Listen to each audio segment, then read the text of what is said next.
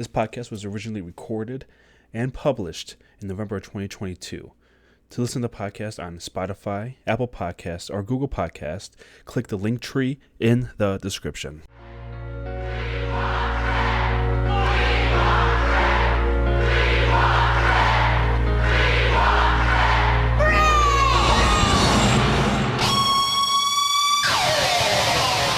Ladies and gentlemen, the king of the ring, Bret the Hitman Hart, the pink and black attack, here it comes. And listen to this reception. What a following this youngster has.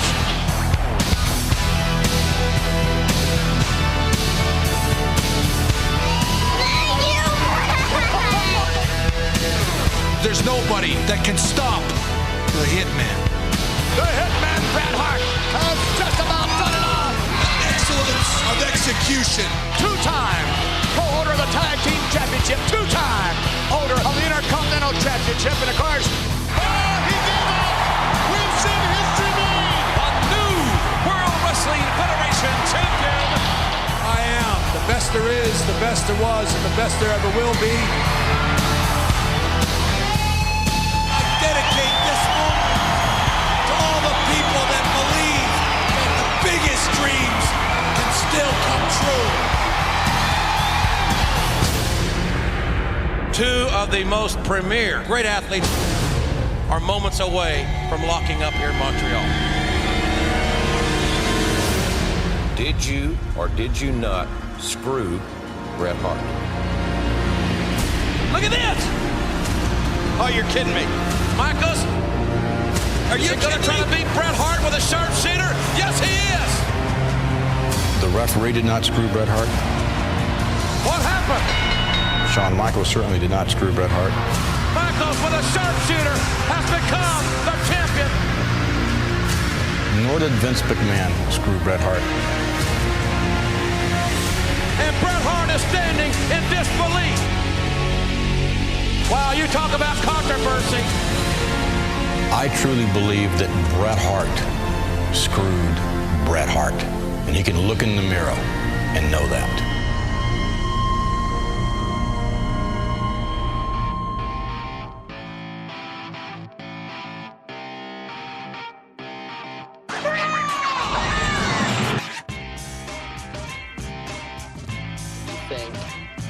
Montreal Screw Job.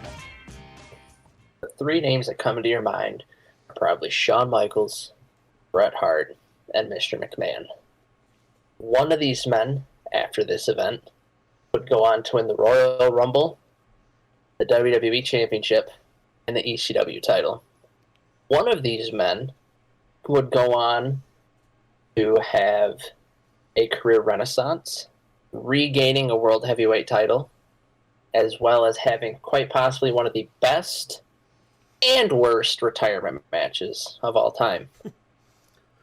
And then the last of these men, to WCW, was pretty much a jobber, had to retire, and then came back, wrestle in jorts, and have a meaningless U.S. title run. So really, Bret did screw Bret. Yeah, Bret definitely got the short end of the stick here by not agreeing to drop the WWF Championship to Shawn Michaels in Montreal. But I think if it wasn't for Bill Goldberg, you never know. You never know what would have happened to good old Bret Hart. How do you? I guess before we get into it, how do you feel about the screw job? Do you feel it was done? I don't think it could ever have been done correctly with all the parties involved. I think Vince cared too much about his business at the time, because this was people forget this was at a time when things weren't looking too great. No. I mean, they weren't as bad as they once were, but they still weren't great. And then, as much as people want to shit on Hogan, Austin, Triple H for having egos, I think Bret and Shawn probably had the two biggest egos in wrestling history, especially around this time. I mean, they had the chip on the shoulder because they were the little guys that led the big company, blah, blah, blah, blah, blah. Yeah.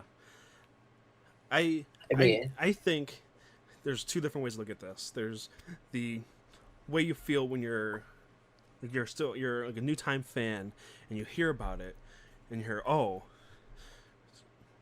Vince McMahon and Shawn Michaels, Triple H and Briscoe, I forget who else was in on it.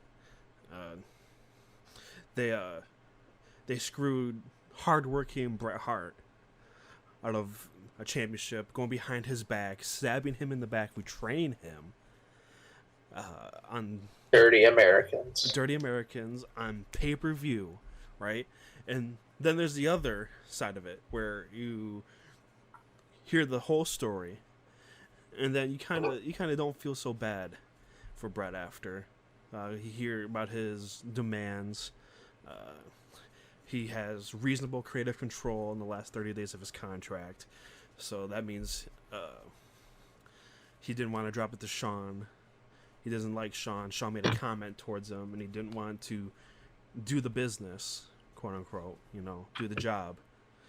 And so they had to screw him. Now, there's a bunch of different perspectives we can go into. Shawn's perspective, I could not find a copy of his book in time to get his exact wording down.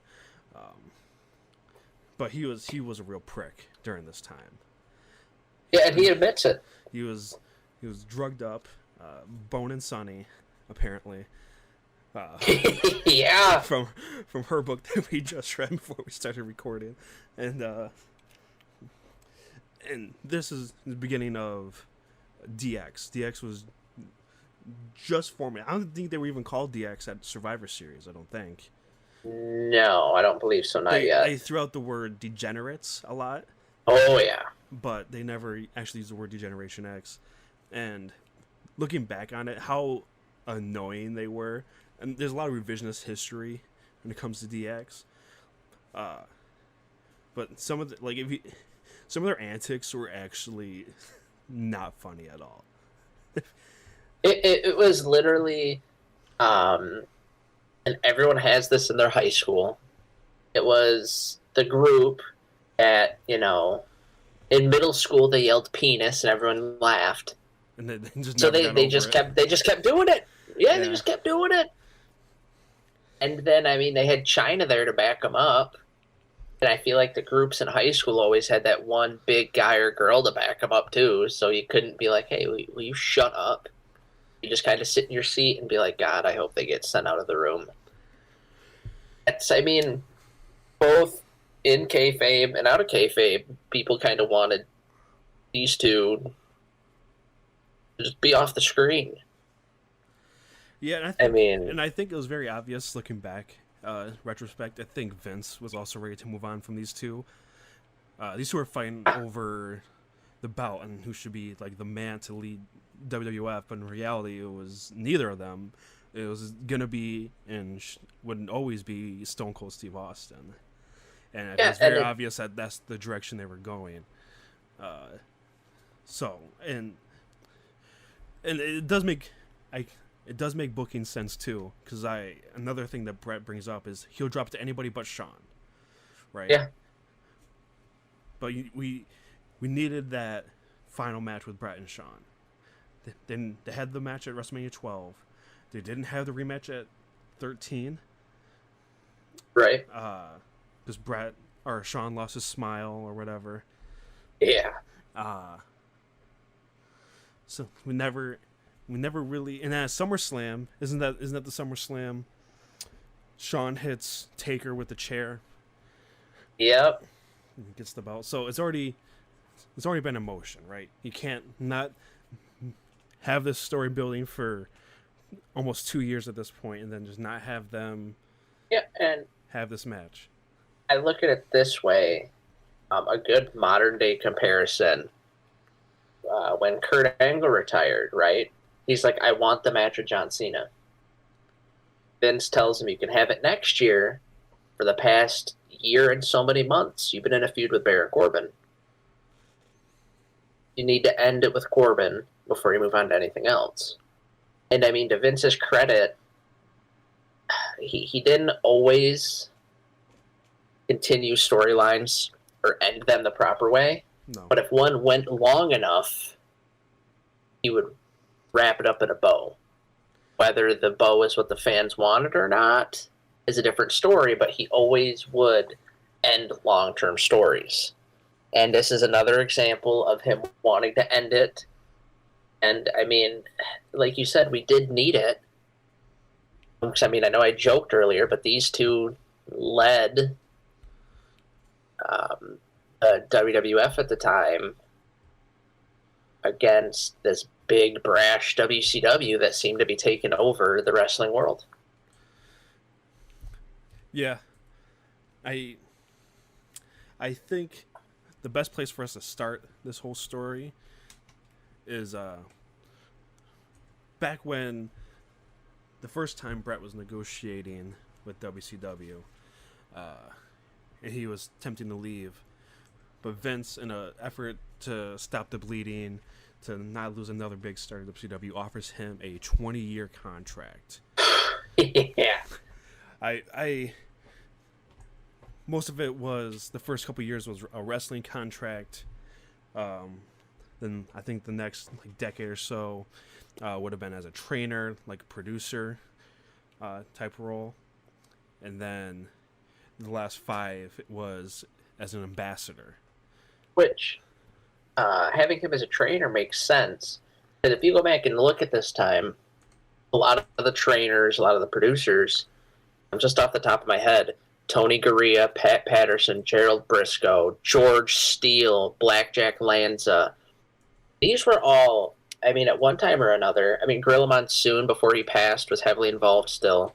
At one time or another, these were some of the top wrestlers in the industry.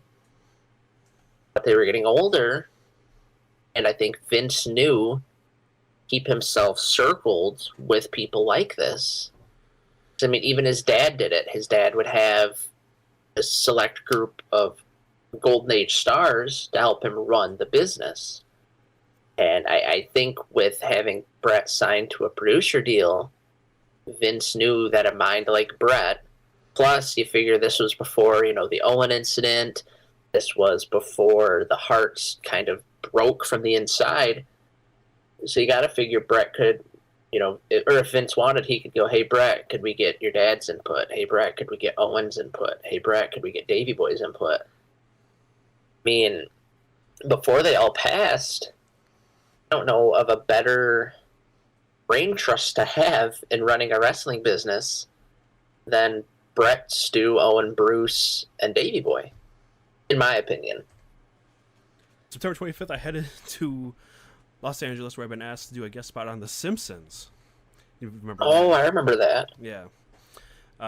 Barry Bloom knew Eric Bischoff, of course, and he called before I left to tell me that Bischoff was eager for a meeting.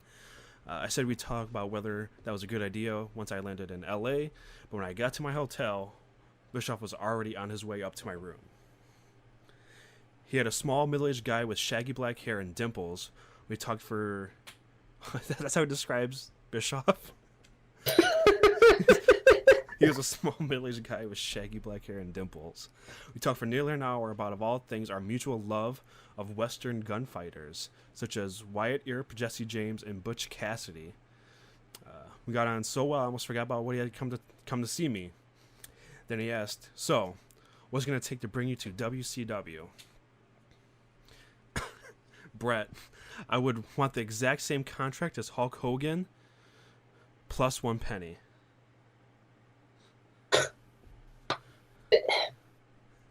This doesn't... So there's going to be a lot of me trying to hold back because I know what Brett's done for the business. I know how good of a wrestler he is. But he's not and never was Hogan. Like, there's a reason that when people do Mount Rushmores now, it's Hogan, Austin, Cena, Rock. Or Hogan, Michaels, Austin, Cena. Or throw Taker in there. But you never hear Bret Hart's name. So the fact that Bret Hart wanted what Hogan had and a penny more I don't know. I just think that this just shows the type of guy that he is, just from the get-go. Eric was flabbergasted. I can't do anything like that. Not right now. Exactly. That's fine. I'm not really looking to go anywhere. I'm happy where I'm at. Come on, at least give me something I can go back to my people with. Anything. Brett thought about it for a minute. I think about coming to work for you guys for $3 million a year and a lighter schedule. He said he'd take that home to the Turner folks in Atlanta, and we went right back to talking about gunfighters. He then goes on to talk about his episode on The Simpsons. But then on September 27th, Bischoff offered him $2.8 million a year for 3 years if he came over to WCW. I told him I'd think about it, but now it was me who was flabbergasted. As soon as Vince was here, what was that? I asked for $3 million, and he gave me 2.8. Does he not know who I am? Bret the Hitman Hart. You know, if I'm gonna come over there and get kicked by Bill Goldberg, I need at least $3. You know, another thing that's funny to me about this story. Do you remember what Bret Hart's first gimmick in WWE was supposed to be? And he said he just hated it. No, what was it? He's supposed to be a cowboy. Oh, well, but he loved Westerners. Yeah! So what I'm assuming happened is it's the old story that you always hear from wrestlers. Oh, I talked to Vince, and Vince asked me what I liked, or Vince asked me what I'm into. And Bret probably said, oh, I like Westerns. So Vince is like, you can be a cowboy. And then Bret's like, nope, that's stupid. You're stupid. Again, this could just be because I'm in a just angry at Bret Hart mood. But I feel like the longer we go, the more I'm going to want to put him in a sharpshooter. I'm so happy you're in a hate Bret Hart mood, because we have a long way to go, buddy. We're only 15 minutes in. I can't wait to see you a little while from now. Soon Vince was hearing rumors that I already signed with the competition. I called him on October 3rd and alleviated his worries, telling him I wouldn't do anything until I had a long talk with him. We left it that he had called me over the weekend. When he did, he asked me directly what the WCW offer was. $3 million for a lighter schedule, 180 days a year. He cut in, I can't match it. Oh. Nope. Nope. I kind of have a sense that he already wants him fucking out of here. Yeah. I told him I wasn't asking. Can't do it. I told him I wasn't asking him to match it, just to make me the best offer he possibly could. We both knew that I didn't want to end up in WCW. I hated the thought of being used as an assassin against him and a company that I devoted my life to. But Vince, I said, I'm positioned to make $9 million in just 3 years. I don't want to leave. I don't want to be stupid. I have to think about my family. What would you do? Saying no to this is like tearing up a lottery ticket. He seemed to understand my predicament, but said WCW would never know what to do with a Bret Hart. That's a true statement. And They didn't know what to do with Bret Hart. no, they almost treated him. And I know this is kind of a bad comparison at first, but it's almost like a Sting. Where, sure, Sting had his main event moments. Sting was a guy that should have always been in the main event. Like, he should never have had to do, like, U.S. title stuff, TV title stuff, especially in the 90s. And for some reason, he was doing that kind of thing. And Bret Hart was in that boat, too, where it's like, ooh, we need a main event guy. Let's just throw Bret in there. They did this with Luger, too. They kind of just let him float around, and then it's like, oh, man, we need an opponent for Hogan. This one. Oh, man, we need an opponent for, Vince Russo. This one. Oh, man, we need a new member in the NWO. This one. And I don't know. But WCW made some dumb decisions, but the biggest, and I'm sure we'll get to it later, is not striking while the iron was hot with Bret Hart. Oh, no. How long did they wait to bring him in? Like a couple months? It was wild. They waited. It was he was a special guest referee for yeah. Bischoff and what's his This is Larry Zbyszko. yeah. Then he came down and stopped the screw job from happening in the Hogan Sting match, and it was ridiculous. You should have had him fight that night, but why do that? On October 9th, Vince flew to Calgary to present his offer in person. We settled down for a talk in my dining room. As an opening act to the main topic, I brought up the Paul J. documentary, Wrestling with Shadows. Now this will come back and bite Vince in the ass a little bit. He said he liked the idea and had no problem giving Paul access to the matches in the backstage area. Mm-hmm.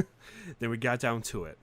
Vince said he had a better deal for me than WCW. He wanted to sign me for 20 years for a total of $10.5 million. The breakdown was a total of total of 10.5 over 20 years. it's like $500,000 a year. The breakdown was $1.5 million a year for 3 years as a wrestler, $500,000 a year for the next 7 years as one of his senior advisors, and then $250,000 a year for 10 years thereafter to be on standby as that Babe Ruth of the company Vince was always looking for. It was satisfying. Did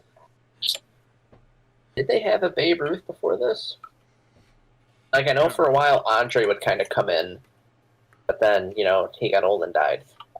Bruno wasn't on good graces yet. Hogan was in WCW. Savage was in WCW by then, right? Yeah. I don't know who else you got. Piper was in WCW. Every Babe Ruth they could have had was already in WCW. Oh my god. So you're telling me that WWE's first actual Babe Ruth was Hogan in 2002? Yikes. I guess so. It would have to be. Unless we're missing somebody. No. If we're missing them, they weren't important enough to be a Babe Ruth, right? Oh my god. Poor Vince. He just wanted a cash cow, and everyone kept dying or leaving.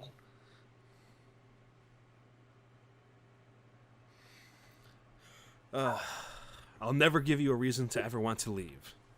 That's what Vince said. Well, he'll give you a good reason here shortly, my man. WCW was offering almost as much for only 3 years, but when I got down to it, I couldn't leave Vince or our history together. I accepted the deal, and we shook on it. His eyes glistened, and he gave me that yuck smile as we agreed that we all had left to do was iron out some minor details. Listen here, pal.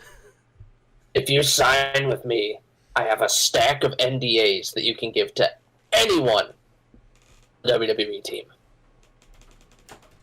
You just throw them a little money, you haven't signed an NDA, nothing will happen until 2022. That's a guarantee, pal. No, trust me. Have you met my legal counsel? At Raw in Fort Wayne on October 21st, I announced I was coming back to face Stone Cold Steve Austin at Survivor Series. I felt badly to keep Eric hanging on until my deal with Vince was done. Eric was making every concession he could think of, including offering to have both Flair and Hogan call me to tell me themselves I had no hard feelings about some of the less than complimentary things I said about them in past interviews, and had me welcome aboard. Even Hall and Nash agreed to waive their favored nations clause, which had guaranteed that no one in a similar position could be paid more than they were making, just so I would come to WCW. I didn't know that they were going to waive it. I knew all about the clause, but I had no idea that. Wow. Bret Hart's big man. Yeah, that pretty much sums it up for that. Here's a nice little kind of like the beginnings of the Shawn thing. before we move on.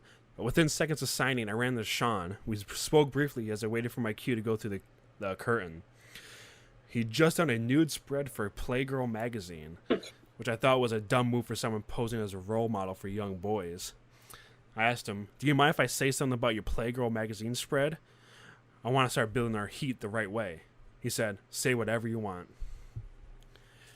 I marched out to my music wearing jeans, shades, and a tight gray t-shirt, and was interviewed by Jim Ross. The first thing I did in this completely unscripted live interview was thank Eric Bischoff for treating me with respect and making me such a great offer. I regretted that I hadn't had a chance to call him and that Eric was about to find out that I had just re-signed with Vince along with the rest of the world. Mind you, I referred to Eric only as an unnamed rival to that point. Neither organization had uttered the name of the other on their TV shows, but the fans knew exactly who and what I was talking about. Dave Meltzer had put out such an accurate account of my contract negotiations in the October 14th Wrestling Observer that I was sure it was all coming from an insider from one or both organizations. I spoke about not being greedy for money, but being greedy for respect, and about how much soul searching I had done. But it came right down to it. I owed everything I've ever done. I plan on doing with my WF fans. I'll be a WF forever, I proclaimed. I said I wanted wrestling fans all over the world to have somebody they could look up to, someone who didn't dance and pose for girly books. Shawn Michaels would never be as tough as me. He'll never be as smart as me. And that's why I accepted the challenge to face the best wrestler in the WWF, Stone Cold Steve Austin. I guess Shawn was furious about that. But we can move on. We can move on here. Because eventually Vince would, as we know, rescind that contract offer, saying that he couldn't afford it. Yeah. Which, I mean, again, it's one of those things. You're not going to hear me defend Bret Hart too much. When you first hear about this story, right? It's like I told you before we started doing this. You know, say this is 10 years ago. And, you know, Bret Hart signed this massive 20-year deal. I remember the books, the interviews, making it seem like it was just this astronomical amount. And like, oh, Vince can't afford it because it's going to close the WWE. But they gave most he's paid. After Bret left, they gave Mike Tyson $1.5 million just for WrestleMania. Yeah. Just want to throw that out there. Yeah, I don't know. Like, so there's a lot of those situations where, like you said, first hear about this, and you're like, oh my God, poor Bret. Oh my God, why would Vince offer that? When in reality, it's, oh, so Bret did that, huh? Oh, Bret accepted that, huh? Like,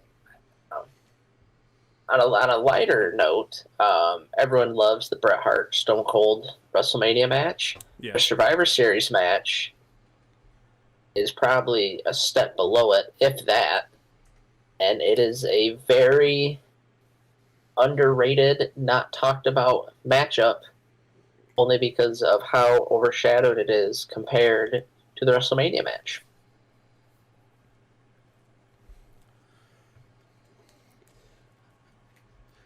A lot of people say the Bret Austin match at 13, which mainly only happened because of Shawn having a phantom knee injury. Yep. Consider the Bret Austin match one of the best WrestleMania matches of all time. Do you agree with that statement? Do you feel that Bret and Austin that match is up there? Oh, it's definitely up there, especially when you look at all the variables. I mean, that match really introduced the Attitude Era. It had all the visuals, because to me, to be a top WrestleMania match, there has to be, like, when you say the match, your mind should instantly think of something. Taker and Shawn Michaels, think of either the Taker dive or the Shawn moonsault. The first Mania, I just think of the crowd as Hogan and Mr. T are in the ring. The ladder match, Shawn jumping off onto Scott Hall. I mean, every big match just has, that memory that sticks with you. And clearly Austin bleeding this one for this Mania. But, it had it all. It had technicality. It had brawling. And especially for this time period, you're kind of at an influx of where is wrestling going? Is it going to go back to the old school wrestling? Are we moving forward with this hardcore blood stuff?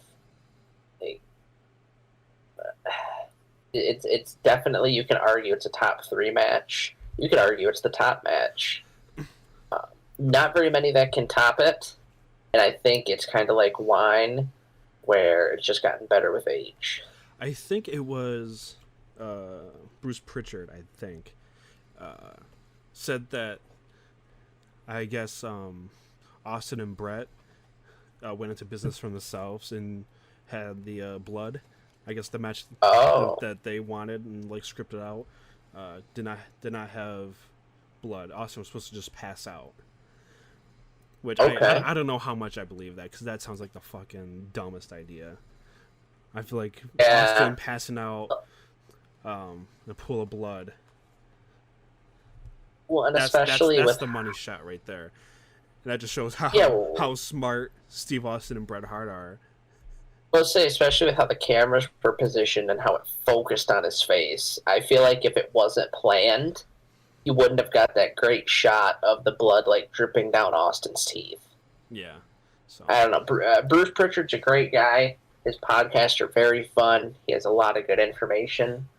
Yeah, I listened to his episode in preparation for this, and he doesn't really add too much because he wasn't in the know. The only insight that he has, which is interesting, was he was actually on the headset at Survivor Series 97. And he was sitting there, and it happens, and then Owen and the rest of the Hart Foundation were standing in Gorilla, and they were looking at him like it was his fault. And they didn't know what to do. He didn't know what to do because he obviously wasn't in on it. And I guess he got up and he started walking towards Vince's office, and the Undertaker was standing outside of Vince's office, and they kind of had this look of Undertaker thought that he knew, and then Bruce thought that Undertaker knew because he saw him outside of Vince's office. He's protecting Vince. He knew Undertaker was in on it because he's Undertaker, because Undertaker's Vince's boy, or Undertaker's Vince's boy, yeah.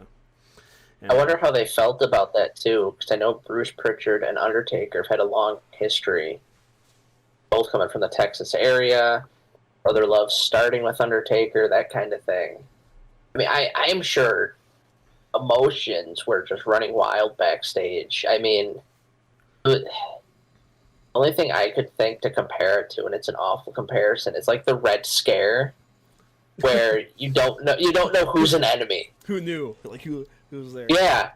And that's another thing that Bruce got into in his podcast was the days after, because they had Raw the next day, and then a Raw taping on Tuesday because they were live tape. Back then. So every other week was taped, and they would tape it on a Tuesday after the live show. I guess those 2 days was a lot of people sitting down and actually talking about it. And besides Mick Foley and Brett's immediate family, not many people had too much loyalty to Brett. They sided with the man that was paying them, and they all kind of bought into the it was best for business mentality. Yeah. But we're not quite there. We're not quite to Montreal yet. We're still. I feel to tell the complete story of Montreal, we have to talk about the relationship of Brett and Shawn, and how we got there, and how exactly Vince wanted to terminate or get out of the contract that we had. So we go on. We have the match of WrestleMania 13. Brett is hurt, takes some time off, has surgery. He's coming back. There's going to be a match at King of the Ring between Brett and Shawn. And we can start here on May 19th at Raw in Mobile, Alabama. Oh, Sean and I built more heat for a King of the Ring match because my knee is still wasn't ready and I couldn't go long. Vince's idea was that I'd promise that if I didn't beat Sean in less than 10 minutes, I'd never wrestle in America again. A Hart Foundation member would be handcuffed at each ring post, and of course one of them would free themselves to ensure that I won, just in the nick of time. During an in-ring interview for the first half of the night, Sean was groggy and slurring his words. As I climbed into the ring with the Hart Foundation to open up the second half, Sean appeared on the big screen, wasted, and suggested on live TV that I couldn't get up for 10 minutes, and that I'd be having some sunny days. A blatant suggestion that I'd been sleeping with Sonny. I couldn't hear him well because it was so noisy in the ring, so the remarks sailed right over my head. When the interview was over, most of the boys were seething at how unprofessional it was. Any hopes we had for working together went out the window. Sean was so out of it that night. Hunter and China had to help him out of the building. of course they did. Just on a off topic, just while talking about it though, Shawn Michaels owes so much to Triple H. Yeah. I mean, you figure when he was wrestling, he'd help him out of the building, he'd keep him out of trouble. When he came back in 2002, it was because Triple H essentially got him back. And you figure now, Shawn's running NXT, and he's what? Second or third in command within the WWE landscape because of Triple H.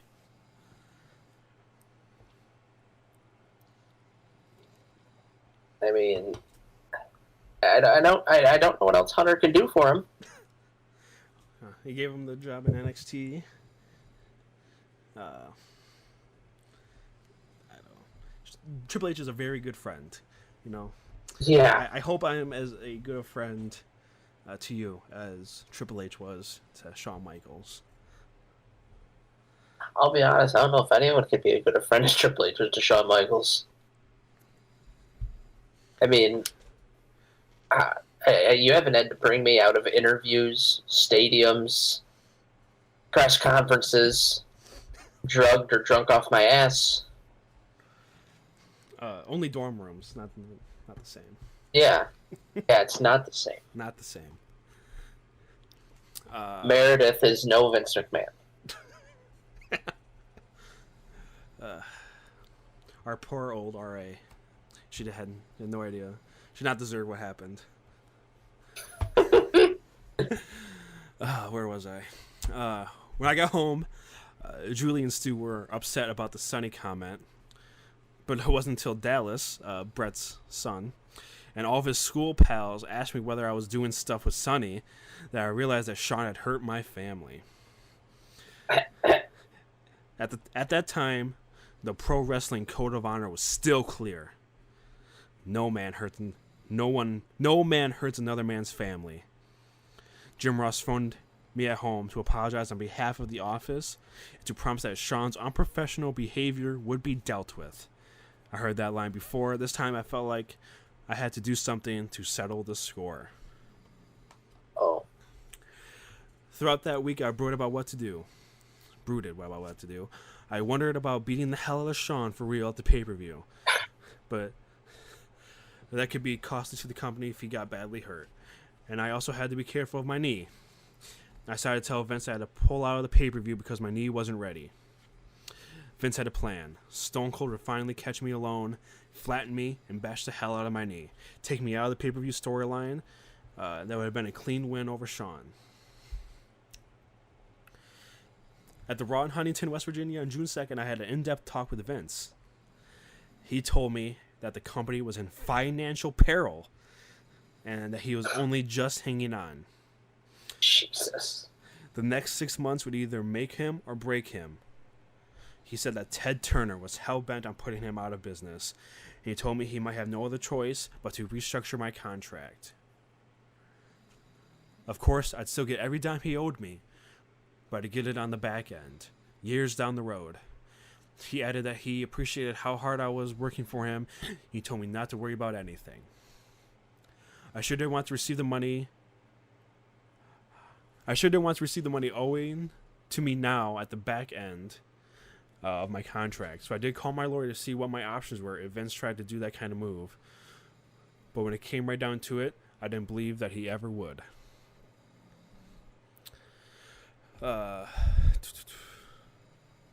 King of the Ring went down on June 8th, according to the new plan. The next day, we were all supposed to be at Raw in Hartford. Sean was nowhere to be found. I happened to mention to Jim that as soon as I saw Sean, I was going to straighten him out once and for all. I never thought that Jim the Anvil Neidhart could be a voice of reason, but he got a worried look on his face and pleaded with me. Please, I just got back here. Don't do anything now. God, Brett, I need this job. Just forget about it. Oh my God. I was going to do a bit about that, and that's what he actually said. Oh my God. What could I say? I resigned myself to not beating the shit out of Sean. Oh my God. At 6 p.m., I went to the bathroom to gel my hair before going across the hall to tape interviews. Gel my hair. I was surprised to see Sean's reflection go by me in the mirror. I could see he was uptight, so I smiled and casually said, "Hey, Sean." He cut me off. "Fuck you." You haven't talked to me in over a fucking month. What makes you think I'm going to talk to you now? Even though I had gel all over my hands, I was primed to go back to my original plan. But Sean vanished through the doorway, past Crush, who was lacing his boots up and heard the whole thing. I set out to find Sean, but he was gone. I paced around backstage area until Owen, Davey, Jim, and Pillman came to find me. I know Sean's watching from somewhere, waiting for me to leave this room. I bet you the second I walk out of here, he'll walk in. All the stuff is here. Watch. I crossed the hall, walked into the interview room, and cracked open the door to peek back out into the hall. Sean strode past me into the dressing room. He was bent over fixing his boots when I marched straight up to him. I pushed him to his feet. "You got something to say to me?" He flicked a weak punch at me and missed. Balancing awkwardly on my good leg, I popped him on the chin, rocking him on his heels. He came for me, so I grabbed him by his long mane and pretended I was doing a hammer throw at the Olympics. I was dragging him around the room when hysterical Pat and frantic Lawler ran in and jumped on top of me. Unable to pry me off, Pat shouted for other wrestlers to help. But Davey and Crush had no intention of saving Sean. It was nothing but a stritch fight, really? That's a weird word. I never even seen that. This just sounds like some high school shit. Yeah. And granted, Shawn Michaels was a prick and he made a lot of enemies, but still. So I just realized, with Nash and Hall and Pac gone, Shawn Michaels pretty much only had Triple H. I mean, granted, The Undertaker was like a neutral party, but it doesn't seem like the rest of the BDK liked Shawn. So that's, Yokozuna, Crush, Papa Shango, who's not a small man, Rikishi, and then you got the Hearts, who, Davey Boy's obviously juiced up at this time. Yeah. Jim's pretty big. I mean, his gut only got bigger throughout the years. Pillman, who's fucking crazy, and you never know when he's going to actually snap. I'm honestly surprised Sean didn't get his ass kicked at this time. Well, it goes on. This isn't over yet. Oh. They were finally separated. Clumps of Sean's precious hair fell from my hands. I blasted him. "Don't fuck with me or my family, you little fucker." Sean looked ready to burst into tears as he stomped across the hall to Vince's office, shouting loud enough for everyone to hear. Sean quit, saying it was an unsafe working environment, then he stormed off, slamming the door behind him. Vince looked a little jilted. Vince looked like a jilted lover whose boy toy had up and left him. But he told me that this had not only been inevitable, but was long overdue, and that it was his fault for not dealing with Sean sooner. He told me to take the night off. I felt silly to have come to blows over something so stupid, but with everything in wrestling was supposed to be bullshit, that bullshit was everything to me. Before Raw was off the air, Vince was hyping the inside story of a backstage brawl between me and Sean for sale to fans on his 900 number. Ugh. Wait, so Bret Hart felt silly for the fight that he planned on doing for weeks. Yeah. He's pretty good about being a dickhead and then trying to make himself look good. Or what we call gaslighting. Oh, I'm going to beat Sean's ass. You know, it's pretty silly that I had to beat Sean's ass. You know, I feel kind of bad about it. Guess I shouldn't have done that, eh? Still can't believe Jim fucking cried. Like I said, I was going to do a whole bit about how, this is my 4th time with the company, Brett. Please, I can't leave again. And then he actually said it. Oh, my God. Hearts are a mess. It's pretty sad when Jimmy Hart is the strongest heart. Oh, well, the Harts are kind of a cursed family, let's say. Now, a cursed family? You know what a cursed family looks like? The Von Erichs. And I don't know about you, but I know of this pretty good podcasting duo that did a Von Erichs episode. Yeah, I wonder where you can find that. Probably at Spotify.com. Search up Proverbs and it'll come right up. Or wherever you listen to podcasts. If you're poor and you got to listen to it on Google Podcasts. You can go over there, type it into Google. It'll pop up, I'm sure. I haven't checked it. But that's what the website tells me, you know. It's on Apple Podcasts, too. We love you, poor people. Yes. You know. You Jim Neidharts of the world.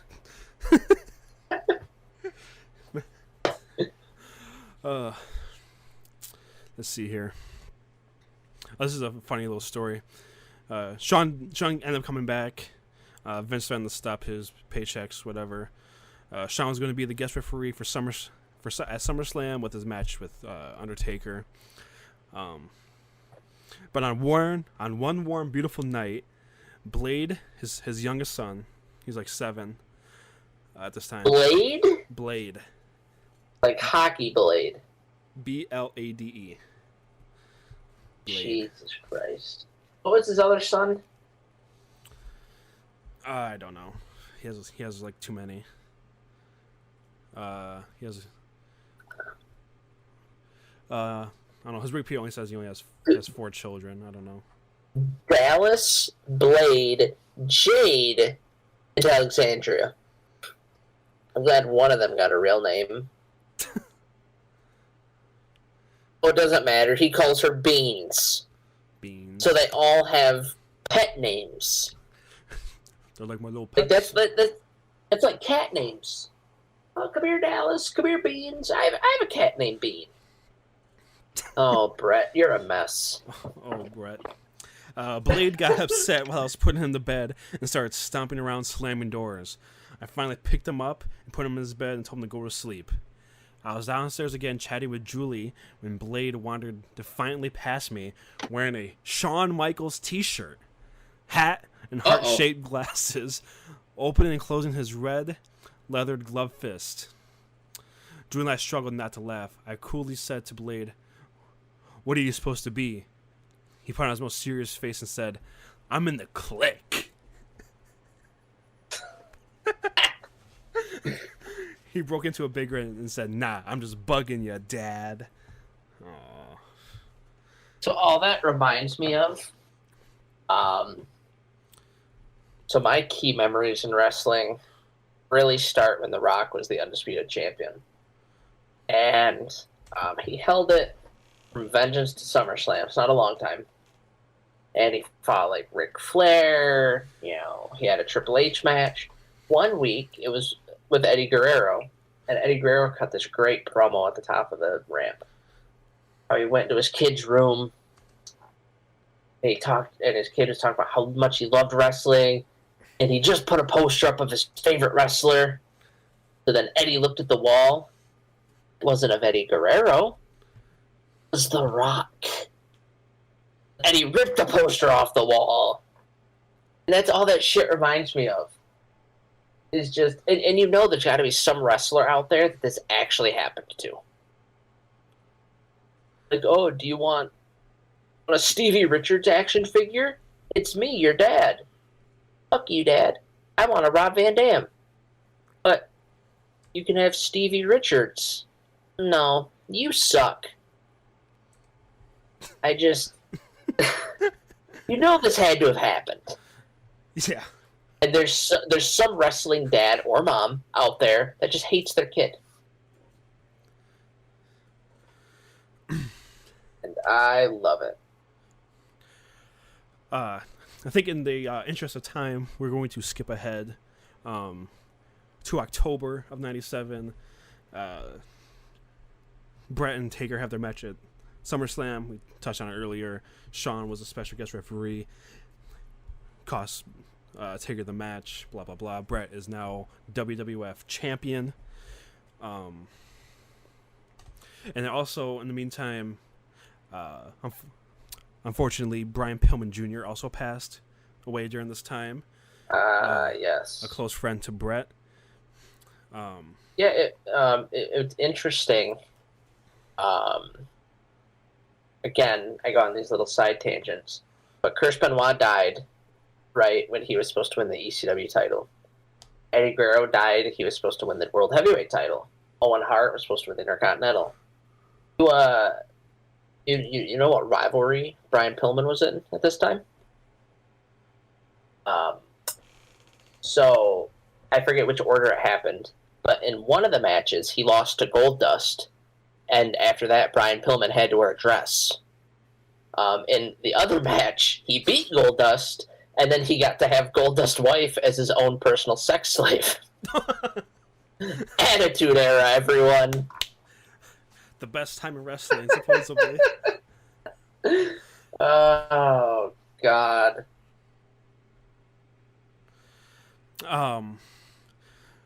So we'll start on September 22nd at Raw in Madison Square Garden. Brett was summoned into Vince's office for a private chat. What the fuck was that? Was that a cat? Was that Bean? Yeah. Yeah. I thought you fucking just croaked. Oh no, the diabetes got him. Oh shit. September 22nd at Raw Madison Square Garden, I was summoned into Vince's office for a private chat. He rocked me with the news that he wasn't just thinking of breaching the terms of my contract, but was actually going to do it. In the weeks ahead, he wasn't going to pay me my full salary because of problems he attributed to Ted Turner. He told me that I was the Cal Ripken of the WWF, and he fully intended to pay me what he owed me on the back end of my 20-year deal. Just think if Brett hadn't have whined about this. So 20 years, even before 20 years, like, had they made it out of 97, 96, like that era, Brett probably would have got paid more with how well WWE did with merchandise. Granted, he wouldn't have been, like, the top guy. Does all that happen if Brett stays, though? Does like, Brett's position in the company having to be a top guy, will that take away from Steve Austin's rise? I think so. In my fantasy booking, I guess a quick little scripture. Brett and Vince have this talk. Brett doesn't want to go to WCW, but he's pissed off at Vince. Vince lets him take a sabbatical So then Brett tries acting again. He fails again. As he fails, that's when Austin reaches his peak, becomes champion, and then boom, you can have Austin versus Hart for the title, where Austin is the clear babyface, the clear big guy. And after this, you can have Bret Hart. You know, you've got new matchups now with Taker, Kane, a rising Rocky Maivia, an even bigger Mankind. Then you could have, I mean, later down the line, I think it makes sense for Bret to feud with the corporation, because they could always bring up how, you know, Vince bought his, oh, Vince, you bought my dad's company and you ruined my family. Shit like that. Yeah. I think it all could have worked out as long as, you know, Bret tried Hollywood again and failed miserably again. And it's kind of, I don't know, it's such, like, broad, like a what if scenario. Like, I don't know if Bret still has the stroke, like, because does his marriage, because later in this book and in his wife's book, they talk about how the Montreal Screw Job, like, affected his personal life, like he couldn't get over it, and it put a little strain on his marriage. Does he still have, like, these personal, like, problems with his wife? Does he take that bike ride to the divorce lawyer's office, fall in that hole, and have a stroke? Like, if he doesn't, he's around for 2002. Shawn still gets clean, presumably. I don't know. Could you imagine, like, Bret Hart versus Shawn Michaels, WrestleMania 19? Or With them both healthy? Yeah. See, and this is going to sound awful, especially since I've been dogging Bret the whole time. I think the only one that could have stopped Austin would have been if Shawn wouldn't have hurt his back. I think Shawn would have been the only one that could have derailed Austin by just being the little prick that he was. Yeah. I think Bret would have saw that even though he didn't like the way the business was going, he wasn't going to be a Bruno Sammartino about this, and ew, gore, ew, swearing, ew, sex, ew. He would have went with what wrestling was doing. He would have kind of done like Owen did. Like, hey, I know this is where the business is going. I'll still wrestle here, but I kind of want a wholesome gimmick, which would just be Bret being my kids. Yeah, which would just be Bret being Bret. But I think Shawn Michaels, had his back been fine, I want to reign like Hogan's. I want to have it for years. Blah, blah, blah, blah, blah, blah, blah, blah, blah. Like, I, as much as I'll shit on Bret during this podcast, or Shawn Michaels 100% was the bigger asshole. No questions from me. So, yeah. Vince tells him that he's not going to honor his contract. At least he's not going to pay his full salary on a week-to-week basis. But he did confide that he has no problem if you want to see if WCW will make you that same deal as before. I hear that Hogan is finishing up there soon. Your timing couldn't be more perfect. Just what Bret wants, to replace Hogan again. He wanted to say that if I left, I would actually be doing him a favor, because he was about to downsize into a northeastern U.S. promotion. What? That doesn't make sense. I don't think Vince ever thought about that. That would just be him going back to running like the old WWF territory. Yeah. Which, I mean, that'd be stupid. Because WCW really never left the South. I mean, they would have special shows elsewhere, but they still stayed in the Atlanta, Florida area. Like, and that's stupid. Bret Hart, that's stupid. Bret's stupid. Continue. Because of my 14 years of loyal service, he said, he wanted to give me the opportunity to be able to approach WCW before everyone else did, since he'd be letting a lot of wrestlers go. He described me as the first guy in the lifeboat. You don't even have to drop the belt if you don't want to. You hold all the cards. He even said that he would secretly help me to negotiate my deal if I wanted. His final words. And like I mentioned before, not to cut you off there, Vince did do this. He helped negotiate Bobby Heenan's contract. He helped negotiate Mean Gene's contract. The rumor is he helped negotiate Hogan's contract. And later on, like Vince, again, say what you want about Vince, especially with everything that's happened now. The man was loyal. I mean, when he bought his company from his dad made him promise, certain people have lifetime jobs, like, your Pat Patterson's, Gorilla Monsoons. Vince didn't have to follow that. Like, there's no contract signed, there's nothing said. He could have said, okay, Dad. And then when his dad died, he'd have been like, all right, fuck all you old people. Fuck y'all. Fuck you, Boomer. But, I mean, he stayed loyal, and it showed it when Brett came back. Yeah. Like, Vince is one of the... I mean, even when Bruno came back, Vince walked in and found him, hugged him.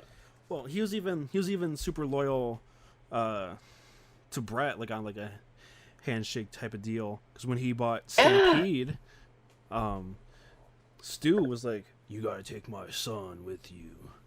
Yeah, he had to take Brett. I think it was Brett, Jim, Davey, and Dynamite. Yeah.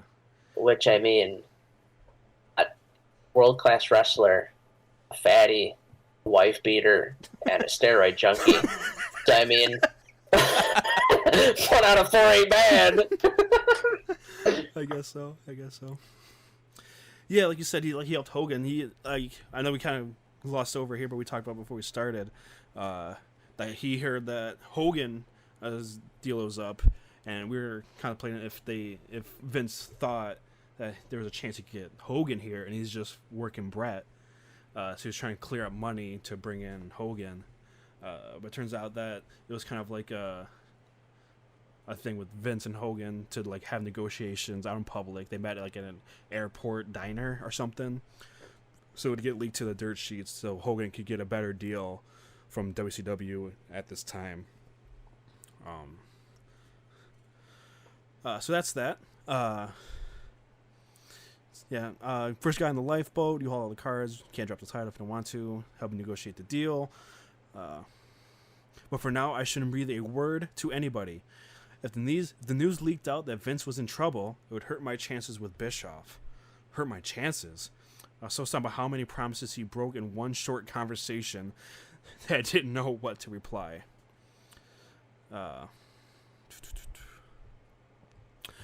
Worked raw like a zombie. New York has always been my best American town, and my loyal following fans couldn't bring themselves to hate me like I was hated everywhere else. I feared having to sue Vince over my contract, and also feared that WCW wouldn't want to pay me so much since I turned them down last time. My words were only compounded by disgust, as Hunter and Sean told me they wanted me to call them gay in my interview, like a true homophobe. On the mic that night, Hunter referred to the business as a cheap whore with her legs spread wide apart, and he was right. Jesus. But this was still supposed to be a kids' show.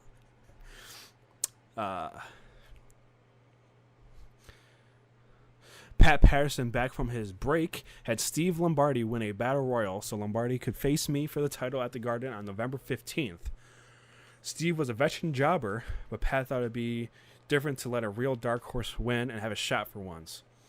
I said, "It's your most important market, and that's what you want to do? Go ahead." Aw. I mean, Poor broken brawler. Brett acts like this is something new. I mean, the brawler, again, loyalty.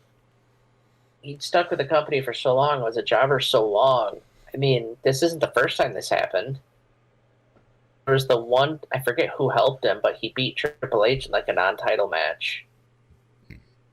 Triple H's reign in like the early 2000s.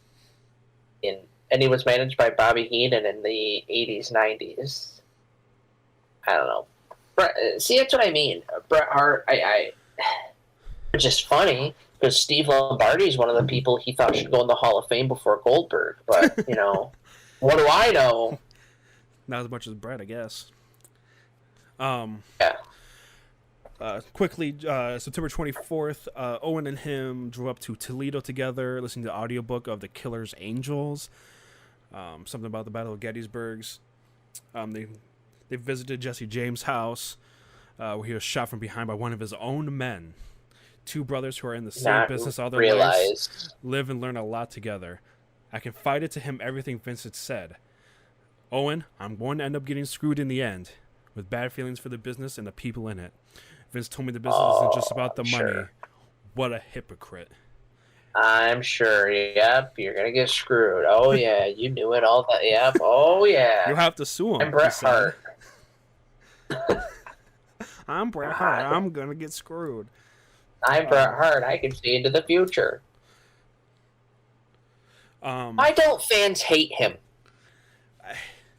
I've bit my tongue long enough. They hate Hogan. I get why they hate Hogan. He said the word, and I understand. I get why they hate Ric Flair, because the plane ride from hell thing. Is that what's keeping Bret Hart from being hated? Because Bret Hart, besides those two events with those guys, right? Mm-hmm. Hogan's just an asshole. Ric Flair's just a drunk. What separates them from Bret Hart being this prick? Besides none that. None of Bret's alleged physical altercations with his wife have never really been publicized much. So I'm like, I don't say it as a joke because she writes about it in her book. I don't think we're gonna get to it in these episodes. But Bret like slams her against the wall and like does like a takedown on her and like. So is that it? Because nothing was reported on, so he was never. He's never really had like the only time he's an asshole is in the imaginary wrestling world. Yeah, because he takes the business too seriously. Yeah, that's why people in the business don't like him because of that. Or the young. I'm saying if those listening to this, me out to be some kind of dick because I'm here trying to say you should like Hogan and Flair instead of Hart. I mean, yes, I know what Hogan and Flair did is bad. I love Ric Flair. I'm probably one of the biggest Flair fans in the world, and I know all the bad shit he did. But you can't tell me that it's easier to like Bret Hart than it is to like Ric Flair, because we're not even probably halfway through this, and I want to strangle Bret Hart. We're not even to November, so... Yeah, like, fuck, man. Why do people like this guy? But we're going to skip ahead a little bit because these next couple pages is about the death of Brian Pillman. That's something we will probably cover eventually. Come back to this. But just he does put us out here just to drive home the rivalry between Shawn and Bret. They had the live Raw in Kansas City the next day. Vince announces the death in the ring. They have 10 bell salute. Rick Rude, Owen, Davey, Jim, and I sadly bowed our heads. The only two wrestlers who didn't come out, Shawn and Hunter. Of course. I forgot how close he was to Rick Rude. I really did. But Rude and Hennig were two big Hart supporters. Yeah, that's another thing. Rude leaves after the screw job. That's when he shows up on Nitro. Yeah. So he's probably the only person that left because he wasn't working on a contract at the time. He didn't have an actual contract. He was just showing up. No, because he was the bodyguard manager, whatever you want to call it. And at the time, a lot of those were just handshakes, like your valets, your bodyguards. It wasn't really until Rude left, Vince was like, maybe I should work on this. But then again, Rude was under that Lloyds of London policy, so he couldn't wrestle. So, I mean, we lost Rick Rude, whose biggest gimmick was, let me take my robe off and show how hot I am. And since he couldn't wrestle, he couldn't do that. So, I mean, I'm sure Vince wasn't too worried. But that'd be a fun one to go into one day. Rude appearing on both, trying to come back. Yeah. Yeah. Then another quick thing about this episode, Sean said he wanted me to denounce him and Hunter as homos, but I would only lead to more tension between us. Since both of them are part of the booking committee, I did as I was told. Wait, they were on the booking committee? Sean and Hunter were, yeah. Again, people hate on Ric Flair, and they kind of throw shade at Dusty Rhodes because they were on the booking committee when they were at the top. It's fine. Most wrestling people, when they're on the committee, they book themselves to the top because who else can you trust besides yourself and family, which is why the Von Erichs were like that. This is one of the first times, to my knowledge, I realized that Sean and Hunter are on the booking committee. Why is this not brought to bigger light? And why are they not shit on for it? I know it's in Sean's book, and I wish I had a copy of it. Yeah, I don't read. There's a point where they're on a phone call. Vince, Sean, Hunter, and everybody else on the booking committee. I think Cornette, Russo, Pritchard, Patterson, whoever. And see, there's a bunch of different. There's like 6 different people who claim they gave Vince the idea for the screw job. And in this instance, it was Hunter. He would speak up. He said something like, "I know I'm not supposed to talk during these, but why don't we just screw him?" or something like that. So I don't remember. Fun fact. So you know how Triple H and Paul Heyman don't have like the steadiest relationship? It's funny that you'd say that about, I'm not supposed to talk during these, because when Paul Heyman was first on the NWA booking committee, and like when they would book their shows, he was just supposed to sit there and be silent. He actually snuck into booking committees with Dusty, and then Dusty called him to the front of the room. Sit there, Daddy, let you learn from the American dream, that kind of thing. It's kind of funny how their careers parallel in that aspect. But yeah, you mentioned that all these people, and it's one of those things because probably the biggest event in wrestling history. Yeah. So of course you're going to want to take credit for it. Pritchard really wasn't there; he can't take credit. Pat Patterson loves Bret Hart too much, can't take credit for it. I don't think Shawn Michaels has the balls to do it, to be perfectly honest. I don't think Vince Russo mattered at this point, so I think we can get him out of there. He claims it was his idea. Yeah, Vince Russo's a fucking idiot. So does Cornette. Cornette claims it was his idea too. I think, and I know for the couple people out there that like Russo more than Cornette, they're gonna think that I'm just shitting on Russo. Cornette had been in the business for years at this point, and he worked in Memphis. And there's a joke within a lot of like wrestling, whether it's wrestling fans, wrestling historians, etc., that everything started in Memphis. Andy Kaufman was celebrity wrestling, gimmick matches, hair versus hair matches, the gimmick of being blinded, managers, like everything supposedly started in Memphis. So it would make sense that Cornette would have an idea about a screw job, especially because he came from that classic era of wrestling where as far back as Buddy Rogers, if you're not going to do the right thing, you're going to get stretched and you're going to lose. I believe Cornette could have pitched this.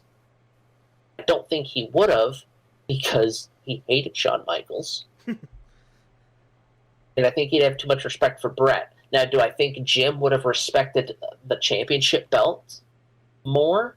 Yeah, I think so. The more I sit and I kind of stew on it, Triple H makes the most sense. He's always had that mind for the business, literally his fucking on-screen character in the late 2010s, early 2010s was what's best for business. And I think, tongue-in-cheek, it stemmed from this. Gotta do what's best for business. Screwing Bret Hart and Daniel Bryan. Yes, screwing Bret Hart, screwing Daniel Bryan, screwing the boss's daughter, taking his position in the company. Oh, man.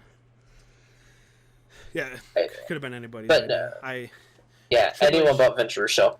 Yeah, I think everybody has a good claim besides Vince Russo. The Dark Side of the Ring, because Vince Russo's on that part too. They have like a little segment where Cornette and Russo go back and forth about who knew and who suggested it. It's a funny little interaction. Bro, I came up with it. I came up with everything. I wasn't even in wrestling when Hogan won the title. Bro, I came up with that. Bro, I went to WCW, and bro, they listened to me. They still be in bro business, bro. Bro. Bro, I came up with Matt Riddle, bro. A couple days later, I was in LA to do an appearance on Mad TV. And I was able to arrange a meeting with Eric Bischoff, who had also happened to be in town. He was still interested in me, but he couldn't negotiate until I had clearance to do so from the WWF. Eric told me that there are all kinds of ongoing legal battles between WWF and WCW, going back as far as when Alundra Blaze, a champion of a short-lived women's division of the WWF, showed up on Nitro and dropped a WWF belt in a garbage can. Since Vince's logo was on the belt, Vince had WCW by the balls for trademark infringement. The latest core battle had Vince charging Eric with treacherous interference over the Hall and Nash deal, saying Eric had encouraged them to breach their contract with him. I didn't tell Eric that Vince said he wanted to help me make this deal, but I did tell him that Vince said I could leave any way I wanted, even as champion. Eric made it clear that it didn't matter to him at all whether I was still champion, advising me simply to leave on good terms. I retained the title in a triple threat match in San Jose on October 12th with Stone Cold, Hunter, and my boy Shamrock. My boy. Sean was the guest referee. After the match, with Jim Neidhart and Ken beside me in the dressing room, I had a short speech to Sean, knowing that it was official that we would face each other in a title match at Survivor Series, which was going to be in Montreal this time. I just want you to know that despite any differences we've had this past year, I have no problem working with you. You can trust me in every way to be professional. What you need to know, Sean, is that you're not in any danger. I also want you to know that I have no problem dropping the belt to you if that's what Vince wants. He glared back at me. I appreciate that, but I want you to know that I'm not willing to do the same thing for you. Jesus Christ. There was no way I could Sean's a menace. There's no way I could ever drop the belt to him now. He just showed complete disrespect, not only to me, but to the position of champion, which is a affront to an old school traditions and a betrayal of each and every wrestler who ever looked to me as a leader in the dressing room, or who had been a leader But you're himself. telling me Bret Hart was the original Jim Cornette. Yeah, because he goes on and says, what kind of arrogant little prick. That sounds like Jim Cornette to me. What kind of arrogant little prick would say that to a champion offering to put him over? Since my deal with Vince was that I had creative control over my character for my last 30 days in the WWF, it was up to me whom I lost the championship to. I figured I'd drop the belt to Stone Cold instead. And it's interesting that he says Stone Cold here. Because, I mean, again, as years have gone on, we're at the 25th anniversary. I've heard names like Ken Shamrock. I've heard names like Mick Foley. Clearly a name, was The Undertaker. But I get why he didn't drop it to any of them at the time. So Stone Cold, sure, he was on the rise, but he wasn't there yet. Mick Foley, again, same thing. Mankind, and I forget, he was all three at this time. But still, all three, none of them were like main event level. Ken Shamrock wasn't really a main event level yet. He didn't hit that until he was really deep into a feud with the Nation. So, I mean, the only one he could realistically lose it to was Taker. But if the plan was for Austin to win it, and you want Austin to be the new babyface, you're not going to have him take it off of Taker, who at the time himself was a babyface. Yeah. I mean, it makes sense why Vince wanted it to be Michaels. From the storyline standpoint, from the babyface versus heel standpoint. I mean, Yeah, But the history between the two clearly- on television, they've clearly been like, Yeah. as we've been talking mean- about for like the past like half a year, they've been going at it on television, taking shots at each other. And not only that, but you figure if you go back as far as when they started, Hart Foundation versus Rockers for the tag team titles, and Bret Hart versus Shawn Michaels for the Intercontinental title, which, you know, they helped bring in so many different match types. They actually prototyped the ladder match, those two did. And now you're getting to the WWE title. How many feuds, realistically, have spread over all three major championships? None jump out to my head. Maybe WCW, you could argue Booker T and Scott Steiner, because Harlem Heat and the Steiner brothers. But and I want it to be a good feud too. I don't just want it to be like a one-off. You don't really have them. It's rare. You could argue Edge and Jeff Hardy, but there's not a lot. So this was big. Not as high profile as these guys, at least. Yeah. I mean, so like I said, Vince wanted what he wanted. And it's not his fault that these two were just little diaper-wearing babies. Bischoff's offer from WCW came through, $1.8 million a year for 3 years. So he lost $1 million. It's almost half of what he wanted. I told God Eric damn. if he couldn't get me 2.8 to forget about it. He said he'd have an answer did for me he by the do middle it? of next week. He had to have done it. I don't know why I'm asking. He had to have. Well, we'll get there. We'll get there. If it turned out that I had to leave the WWF, I started to envision one last interview, thanking the fans, "Thank you for being my hero."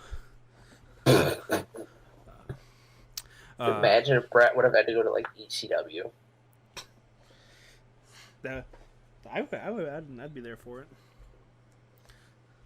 Hart versus RVD. Hart versus Rhino. You know, I got in the ring with that guy after he smoked those cigs and drank those beers.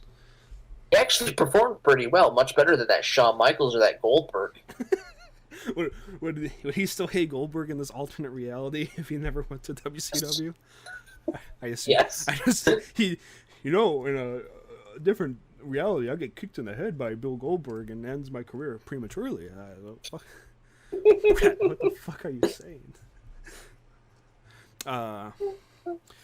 Thanking the fans, all the wrestlers, and Vince for everything he'd done for me. I still couldn't decide whether Vince was going to kill me off or if he was actually looking out for me, as he made out he was. Was it really so much to ask to be able to leave with my head up? Oklahoma City Raw, October 20th, was more of the same. Shawn pulled his pants down on camera while Hunter blocked the view with a cardboard D-Generation X sign. New York Post columnist Phil Mushnick was the one who coined the phrase in an article that was actually critical of the drift of the WWF into sex, sleaze, and soap opera in a way for hunting. Or from wrestling. I don't know why I said hunting. I think I saw the word hunter. Then Shawn and the Clique took it proudly as their name, and DX came to life. Blah, blah, blah, blah. Okay. You know why Brett was worried about it being portrayed afterward, right? Because if you think about it, at this time, when Hogan, Mean Gene, and Macho Man left, they did the Huckster and the Nacho Man thing. Yeah. And then when Diesel and Razor left, Fake they had Razor. fake Diesel and fake Razor. I mean, who knows what they would have done to Brett? Well, they did the midget Bret Hart, remember? Yeah. Well, I'm not even thinking that. But, I mean, you figure with the Attitude Era going on, I am honestly surprised they didn't have someone come out in all pink and call him the shit man. Like, I am so shocked that this didn't happen.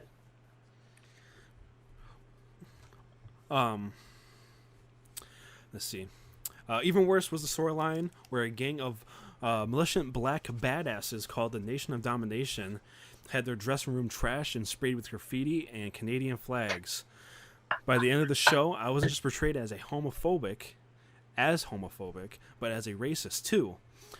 These antics contrasted poorly with Vince's idea of honoring past NWA champions on the same show. I felt a little. Oh, that's right.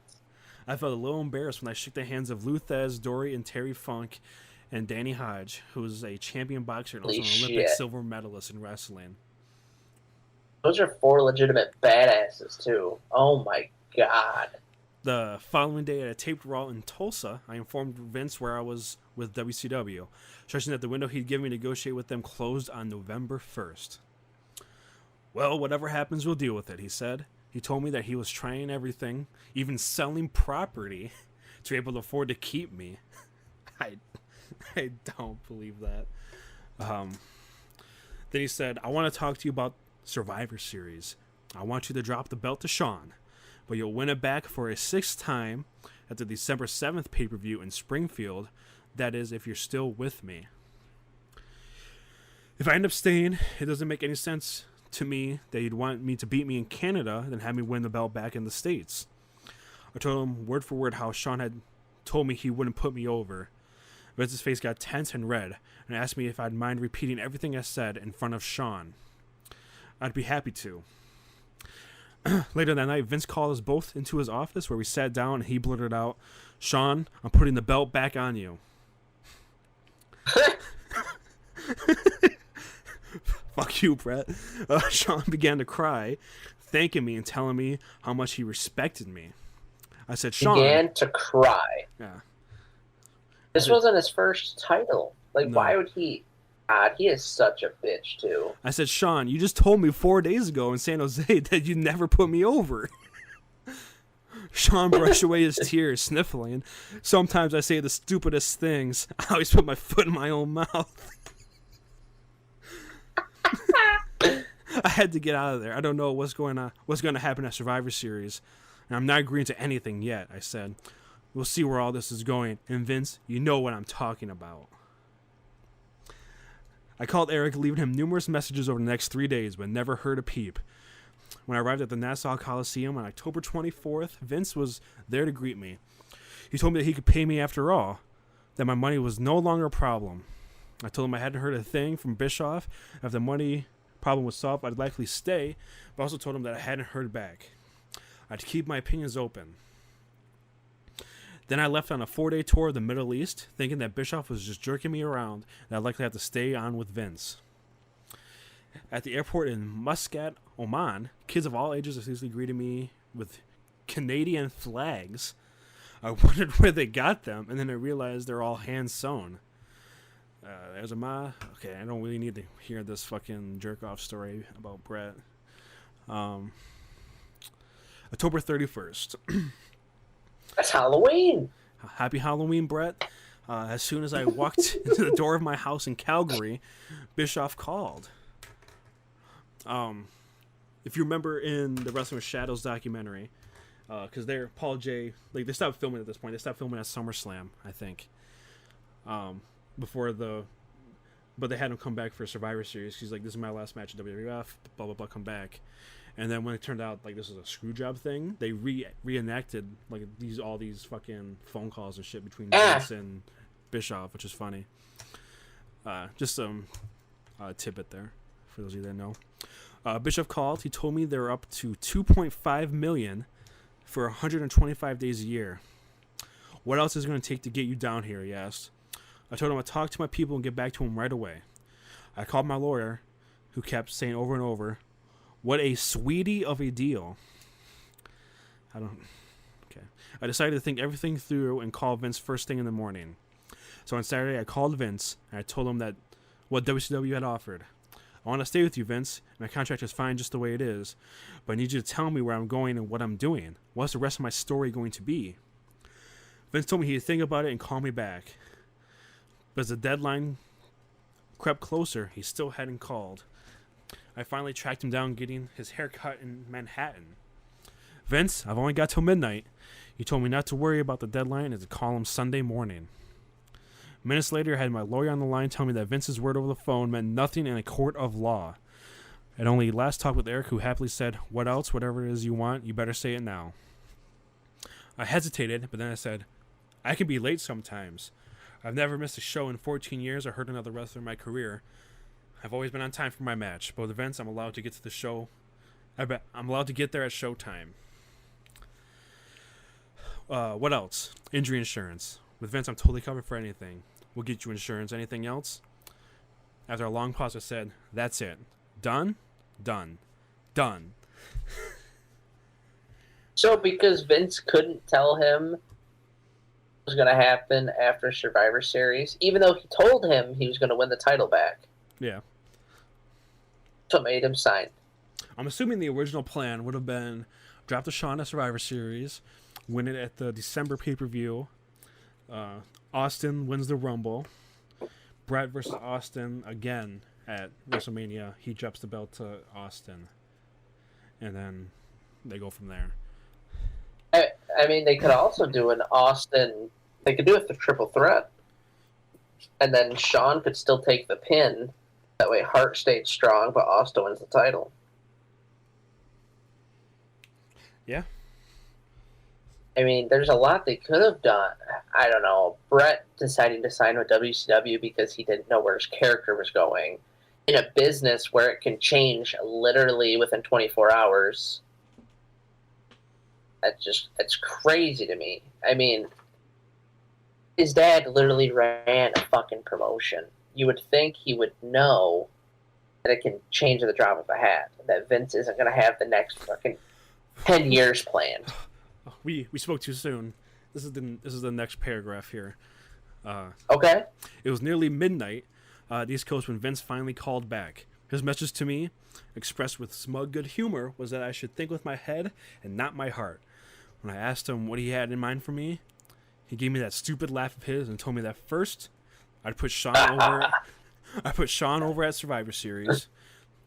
Then I put him over at a Final Four pay-per-view the next month that would lead into a ladder.